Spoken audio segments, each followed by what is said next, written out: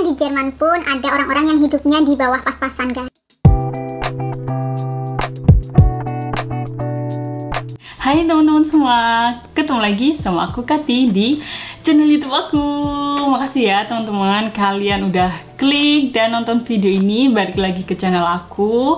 Dan buat teman-teman yang baru gabung, selamat datang dan salam kenal ya. Aku harap kalian semua keadaannya pada baik-baik aja dimanapun kalian berada.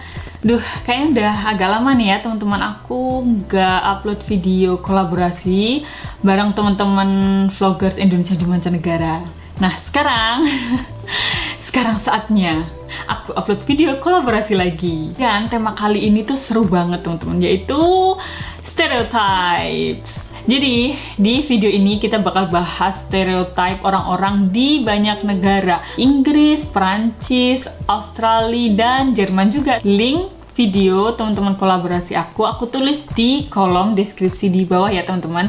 Jadi jangan lupa nanti setelah nonton video ini tonton juga video teman-teman vloggers Indonesia di mancanegara. Jadi kalian bisa tahu berbagai macam stereotype orang-orang di negara-negara lain langsung dari vloggers yang tinggal di negara tersebut. Kalau udah nonton jangan lupa juga nanti di like, komen, dan subscribe. Nah, karena aku di Jerman, di video ini kita bahas stereotype orang Jerman. Sebelum aku bikin video, aku tuh udah kayak bikin pertanyaan gitu guys di Instagram story aku. Jadi aku tanya ke followers atau teman-teman di Instagram aku, apa yang kalian pikirkan kalau kalian dengar kata-kata orang Jerman? Dan ini adalah jawaban teratas stereotype orang Jerman, yaitu orang Jerman itu cakep-cakep, cantik, ganteng. Kalau menurut aku pribadi gak terlalu bener ya, karena cakep, ganteng, cantik itu kan relatif ya teman-teman. Kalau menurut aku pribadi, orang Jerman itu yang gak semuanya cantik-cantik, ganteng-ganteng. Ada yang gak terlalu menarik menurut aku, terus ada yang cakep, pakai banget. Tapi kan balik lagi, namanya cakep itu kan relatif. Dan mungkin stereotype kalau orang Jerman itu cakep-cakep karena kebanyakan orang Jerman kulit putih ya. Dan sayangnya di Indonesia juga masih banyak yang memberikan standar kecantikan, ketampanan atau kecakapan itu yang kulitnya putih, yang glowing, mulus, langsing, udah kayak mie bihun ya kan. Kalau menurut aku ya sama aja, terlepas dari warna kulit, orang Indonesia tuh banyak banget yang cakep banget, mau kulit putih, kulit gelap, kulit sawo matang, itu kan ada yang benar-benar cakep banget gitu kan guys. Ada juga yang menurut aku biasa aja. Terus stereotip selanjutnya yaitu mertua baik. Banyak yang berpikiran kalau mertua Jerman atau mertua bule itu baik-baik, terus sayang sama menantunya. Well, kalau menurut aku ini stereotipnya kurang benar, karena nyatanya nggak semua hubungan mertua dan menantu di Jerman itu baik dan deket. Mungkin kebanyakan dari kalian jarang banget dengar permasalahan antara menantu dan mertua bule, mertua Jerman di sini ya. Mungkin karena anak-anak di Jerman itu kalau misalkan udah umur 18 tahun itu kebanyakan kan pisah sama orang tuanya, tinggal sendiri, udah keluar dari rumah. Hubungan antara anak dan orang tua pun itu saling menghormati privasi masing-masing. Jadi orang tua itu nggak terlalu ikut campur dalam pemilihan pasangan anaknya. Jadi misalkan kalau anaknya punya pacar, orang tuanya nggak terlalu suka pun mereka nggak terlalu ikut campur, nggak yang maksa putus atau sebagainya, nggak. Karena itu kehidupan pribadi anaknya. Begitupun sebaliknya, anak pun nggak berhak untuk ikut campur kehidupan pribadi orang tuanya. Jadi kebanyakan sih hubungannya seperti itu. Setelah menikah pun otomatis mereka nggak ada kesempatan tinggal bareng orang tua gitu loh. Antara menantu sama mertua itu nggak ada kesempatan tinggal satu rumah.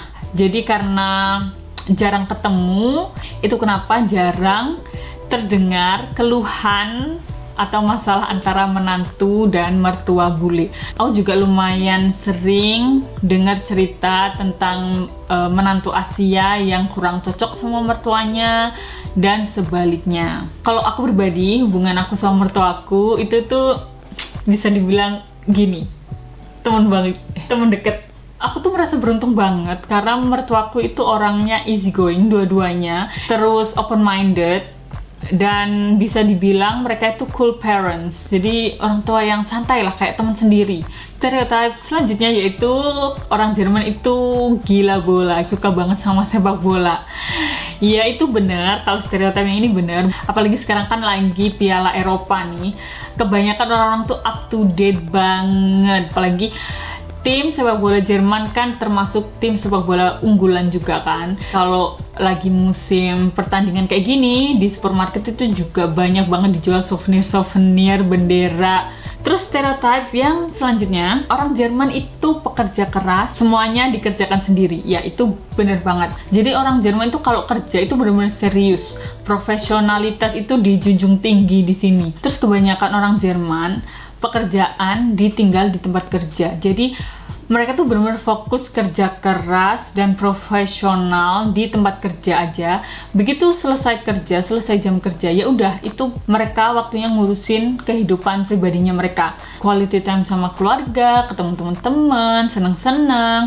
Jadi nggak ada tuh yang pulang kerjanya tepat waktu tapi di rumah masih lanjut kerja, nggak ada. Jadi kerja keras di tempat kerja, waktunya pulang, ya pulang, urusi kehidupan pribadi sendiri. Kalau misalkan suatu perusahaan hanya memperbolehkan karyawannya untuk kerja lembur, dibatasin 20 jam misalkan dalam 1 bulan, selebihnya itu nggak diperbolehkan untuk lembur. Jadi ada catatannya, kamu udah lembur 19 jam, jadi kamu cuma boleh lembur 1 jam lagi gitu. Terus yang semua dikerjakan sendiri itu juga bener guys. Kebanyakan orang Jerman itu nggak punya asisten rumah tangga atau suster atau nanny karena pekerjaan jasa itu mahal banget guys di Jerman. Dan kebiasaan orang Jerman itu kalau misalkan suatu pekerjaan bisa dikerjakan sendiri, kenapa harus bayar orang gitu. Kalau misalkan orang tua dua-duanya kerja, punya anak kecil itu ya dititipin di daycare. Jadi kindergarten atau TK di Jerman itu mulai dari bayi pun bisa. Kebanyakan di Jerman kalau misalkan baru punya anak, ibu melahirkan atau sekarang bahkan bapaknya juga bisa cuti 1-2 tahun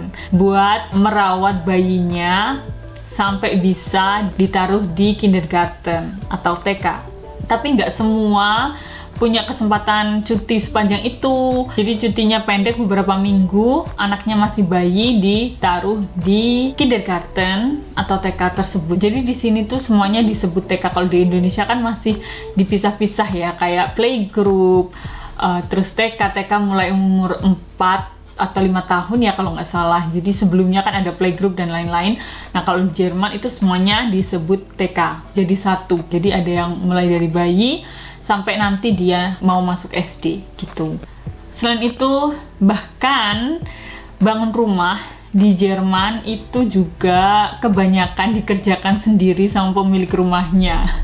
Kayak suami aku, kita kan lagi mau bangun rumah, suami aku itu juga ngerjain hampir semuanya sendiri. Jadi kayak 90% gitu guys dikerjakan sendiri. Karena kalau bayar tukang itu mahal banget.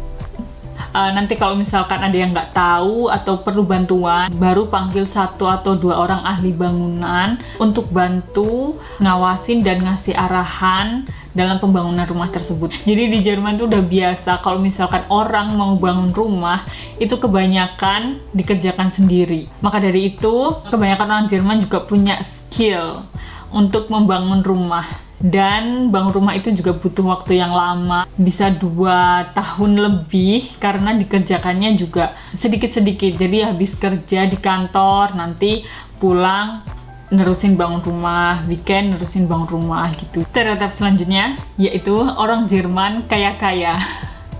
Kalau menurut aku ini tuh nggak bener guys, karena di Jerman pun ada orang-orang yang hidupnya di bawah pas-pasan guys. Stereotip ini muncul karena kebanyakan orang Jerman punya mobil, naik mobil, dan jarang banget naik motor.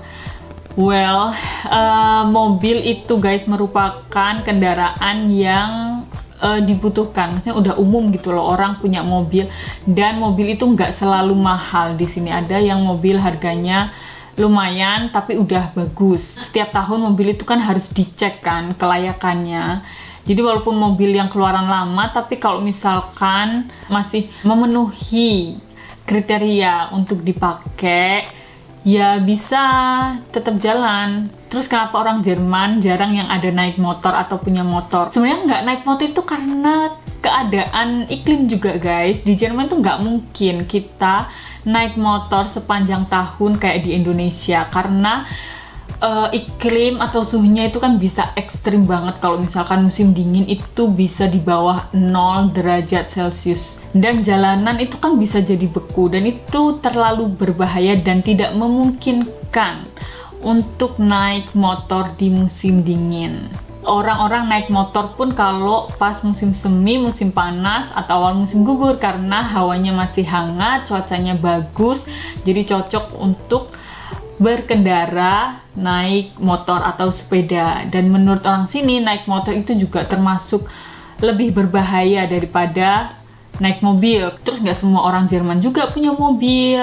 Kalau misalkan mereka nggak butuh punya mobil, misalkan hidup di kota besar, katakan yang bus itu lewat setiap 5-10 menit, sering lewat, terus deket sama stasiun kereta dan sebagainya. Jadi beberapa orang tuh nggak perlu mobil, dan cari parkiran kan juga lumayan susah kalau di kota besar, ya kan. Nah, buat orang-orang yang tinggal di desa kayak aku, yang bus lewatnya cuma sejam sekali, mobil itu merupakan keperluan. Jadi kalau misalkan ada keperluan kesini kesana yang mendadak, itu nggak perlu tunggu bus yang sejam sekali atau bahkan kadang 2 jam sekali. Jadi stereotype orang Jerman itu kaya-kaya itu nggak bener ya guys. Banyak juga yang hidup di bawah pas-pasan. Bahkan acara TV di Jerman itu ada juga yang menayangkan kehidupan orang-orang yang kurang mampu. Stereotip selanjutnya, orang Jerman nggak makan nasi. Ini kurang bener guys, orang Jerman pun makan nasi. Cuman nggak sesering kita orang Indonesia makan nasi hampir tiap hari.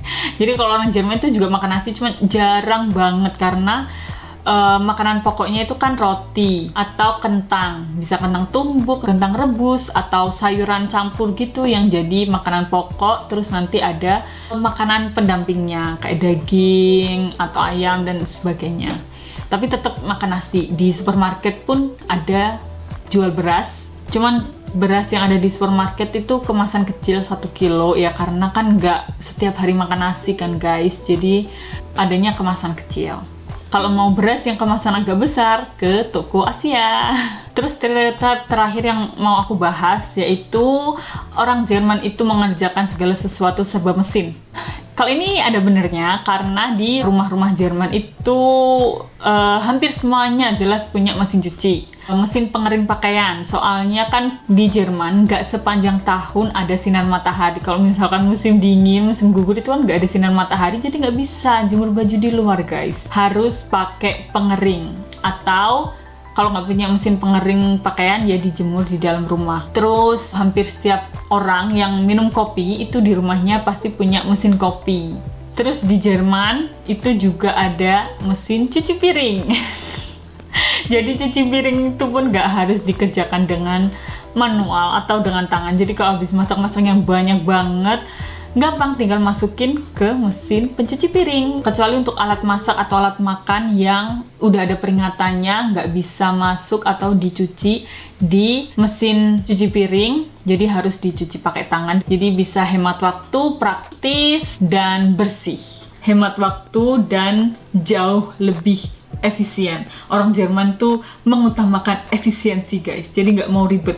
Karena kalau waktu kita terbuang buat cuci piring doang, banyak hal lain yang keundur-keundur dan nggak selesai-selesai. Nah teman-teman, itulah beberapa stereotip orang-orang Jerman yang bisa aku bahas di videoku kali ini. Dan sebenarnya masih banyak lagi stereotip lainnya, cuman kayaknya bakal terlalu panjang kalau dibahas dalam satu video. Kalau kalian pengen lebih banyak tahu stereotip apa aja sih tentang orang Jerman, kalian juga bisa kepoin video salah satu teman kolaborasi aku. Di video ini juga ada yang sama-sama orang Jerman. Di situ juga ada stereotip lainnya yang dibahas sama teman aku.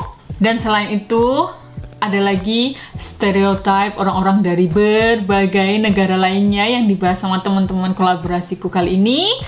Link videonya aku taruh di deskripsi di bawah ya teman-teman. Jangan lupa ditonton. Kalau udah ditonton jangan lupa dong di like, komen, dan subscribe juga. Nah teman-teman, makasih banyak ya kalian udah nonton video aku dari awal sampai akhir. Semoga kalian bisa menemukan manfaat dari videoku kali ini. Kalau kalian suka sama videonya, jangan lupa klik like, komen, dan share ke seluruh sosial media kalian jika berkenan.